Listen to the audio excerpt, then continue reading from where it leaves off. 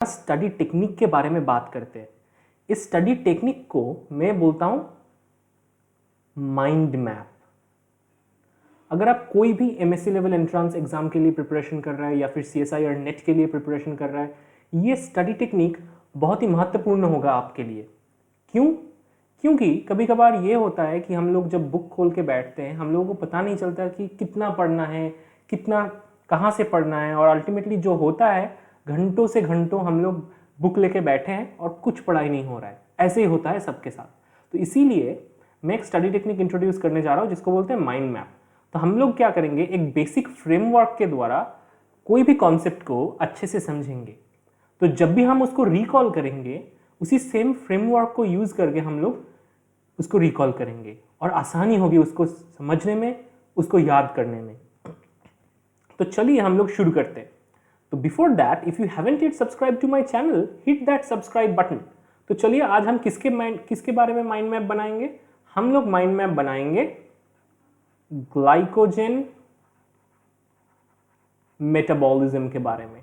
Okay, biochemistry का ये topic exam point of view से काफी ज्यादा इंपॉर्टेंट है। ओके, सो हम लोग देखते हैं ग्लाइकोजन मेटाबॉलिज्म के बारे में हम लोगों को क्या पता होगा। ओके, सो ग्लाइकोजन मेटाबॉलिज्म जब भी हम लोग शुरू करेंगे, तब भी हम थोड़ा कुछ चीज़ों को अच्छे से चॉक आउट कर लेंगे। जैसे हम लोग लिखेंगे रॉ मटेरियल क्या है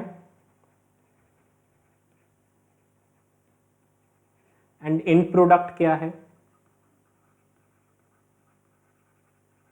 ओके, उसके बाद हम पढ़ेंगे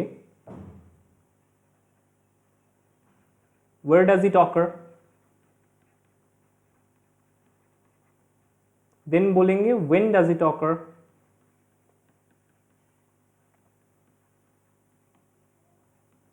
and how this process is regulated.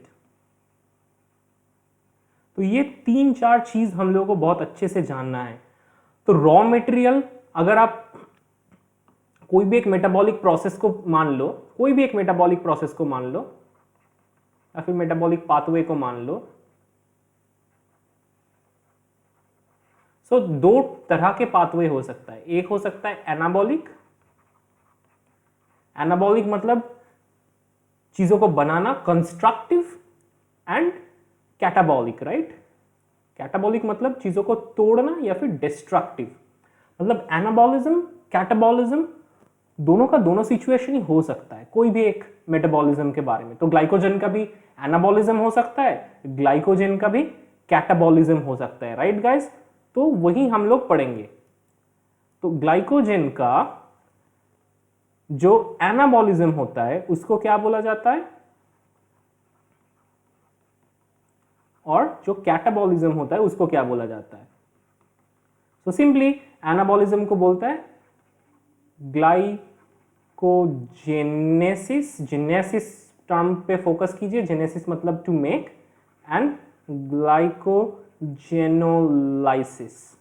To break, lysis, right. तो ये हमको पता चल गया कि प्रोसेस का नाम क्या है। चलिए अभी हम लोग देखते हैं raw material and and product के बारे में बात कर लेते हैं। अगर हम लोग सोचेंगे एनाबॉलिज्म के बारे में, राइट, एंड सोचेंगे कैटाबॉलिज्म के बारे में,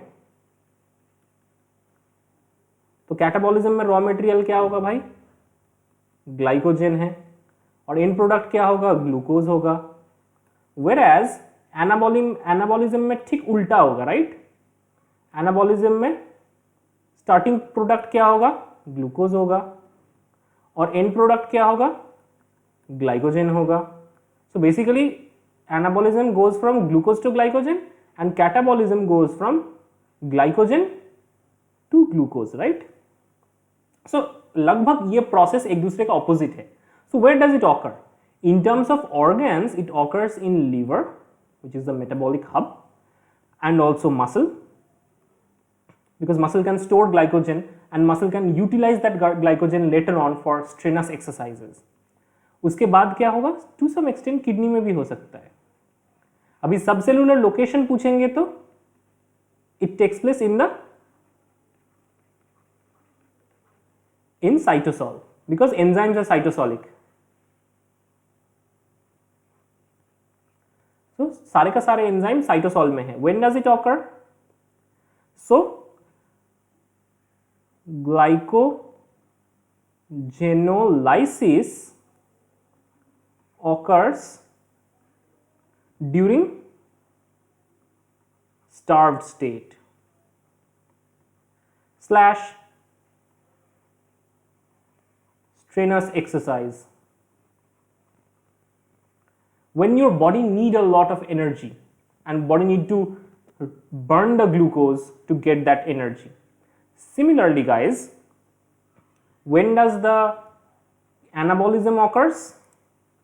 So glycogenesis के बारे में अगर बोलेंगे occurs when glucose level is high, मतलब when you are in a fed state. तो हमेशा हम लोगों को समझना है कि कौन सा मेटाबॉलिक कॉन्टेक्स्ट में ये सब हो रहा है. तो ऊपर ही हम लोग समराइज कर लेंगे ऐसे नोट्स में हमारा कि एनाबॉलिज्म कब होगा, फेड स्टेट में, क्योंकि तब हमारा बॉडी सोच सकते हैं एनाबॉलिक रिएक्शंस करने के लिए, बिकॉज ऑलरेडी बहुत ज्यादा रॉ मटेरियल्स है. कैटाबॉलिज्म कहां पे होगा? जहां पे हमारा स्टार्व स्टेट है, राइट?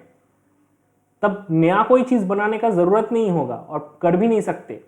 तब जितना बचा कुचा चीज हमारे पास स्टोर्ड है उसको ही तोड़ के हम लोग चैनलाइज करेंगे एनर्जी जनरेट करने का.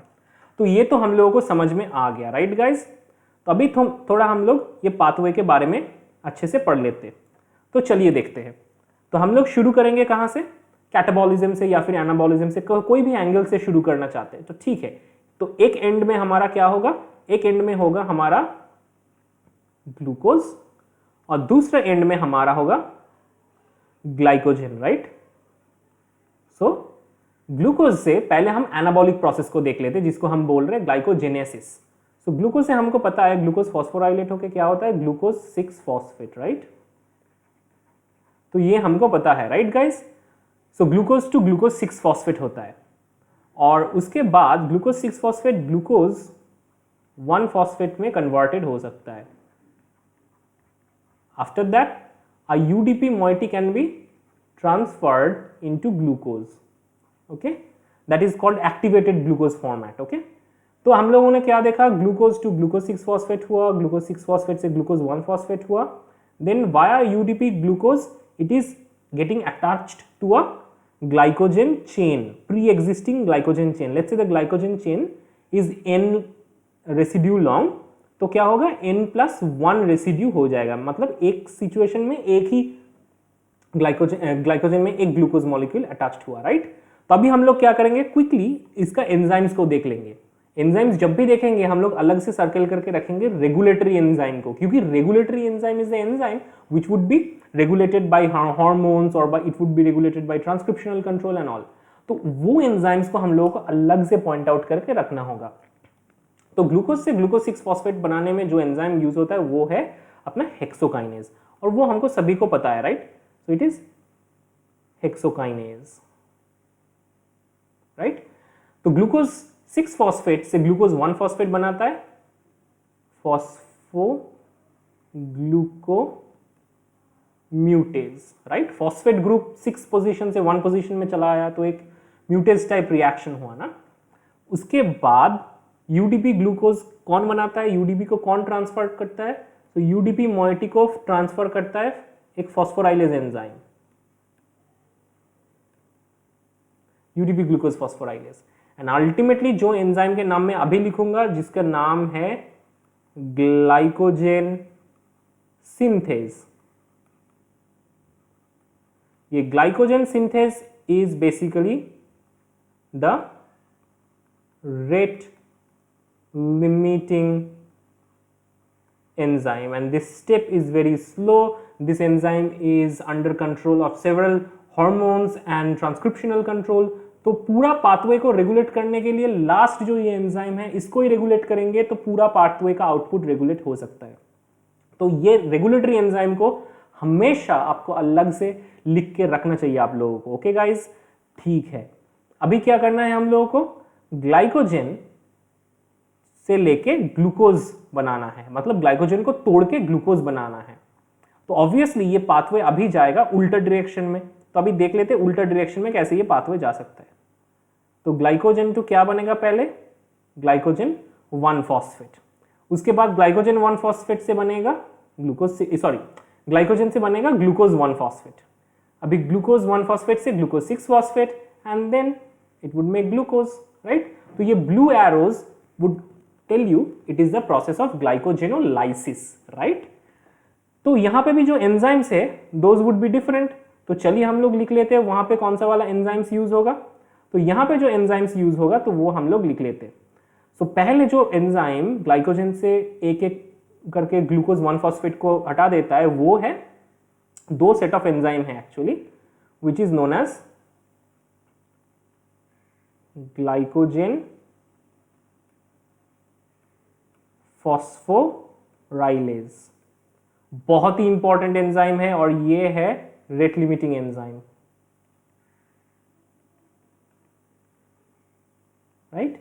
मतलब ये पूरा प्रोसेस को अगर आपको रेगुलेट करना है इसी एंजाइम के साथ खिलवाड़ करोगे तो ये प्रोसेस रेगुलेटेड हो सकता है। उसके बाद और एक इंपॉर्टेंट चीज है जो कि हम जब डिटेल में ग्लाइकोजेनोलाइसिस को पढ़ेंगे, और वीडियो आपको आई बटन में मिल जाएगा, उसी वीडियो में दिया गया है, वो है डी ब्रांचिंग एंजाइम।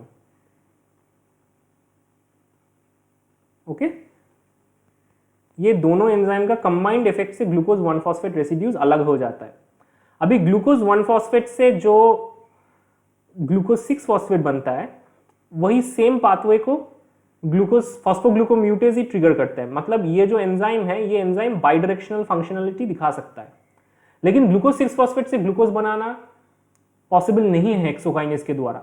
ग्लाइकोलाइसिस में हम लोगों ने ऑलरेडी पढ़ चुके हैं कि हेक्सोकाइनेज यूनिडायरेक्शनल रिएक्शन को ट्रिगर करता है और ग्लाइकोलाइसिस का रेट लिमिटिंग एंजाइम भी है वो, राइट। तो इसी पाथवे को कौन ट्रिगर करता है, तो ये पाथवे को ट्रिगर करता है glucose 6 phosphatase.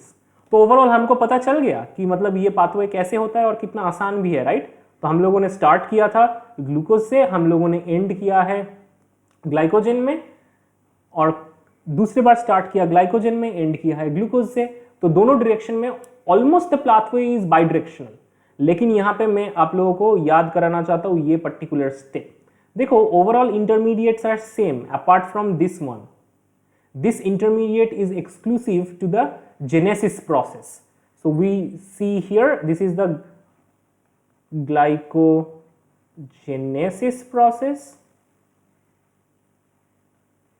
or this is glycogenolysis process, right? So overall हम लोगों को ये भी पता चल गया कि ये प्रोसेस में कौन सा एंजाइम्स रेगुलेटरी एंजाइम्स है और वो हमारा एग्जाम्स के लिए बहुत ही ज़्यादा इंपॉर्टेंट रहेगा, right. So this is very important in terms of exams, right?